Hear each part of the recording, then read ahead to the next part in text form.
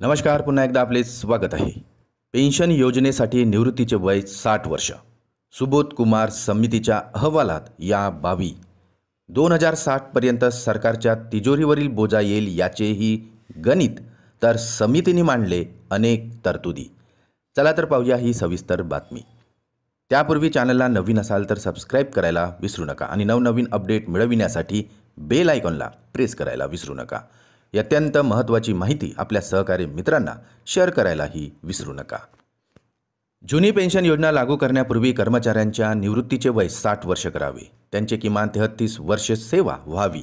शासनाकडून दिला जाणारा अंशदान पेन्शनचा 14% हिस्सा, कर्मचाऱ्यांचे 10% आणि त्यातून जमा होणारी रक्कम पूर्वीचा जमा फंड एकत्रित करून स्वतंत्र संस्थेमार्फत गुंतवणूक चांगला परतावा मिळवता येईल आणि त्यातूनच कर्मचाऱ्यांना जुनी पेन्शन देता येईल असा पर्याय आता सुबोध कुमार समितीने त्यांच्या अहवालात सरकारला दिल्याचे सूत्रांनी सांगितलेले आहे. समितीने जुन्या नवीन पेन्शनमधील तफावतीच्या लेखाजोगा मांडून जुनी पेन्शन लागू केल्यास 2060 पर्यंत तिजोरीवर किती बोजा पडेल याचेही गणित मांडलेले आहे.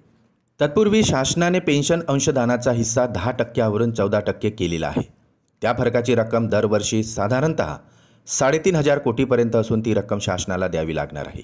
पूर्वीच्या जमा फंडासोबतच एकत्रित रक्कम गुंतविल्यास त्यातून चांगला परतावा मिळू शकतो आणि त्यामुळे शासनाच्या तिजोरीवरही मोठा भार पडणार नाही असेही समितीने अहवालात म्हटल्याचे सांगितले जात आहे.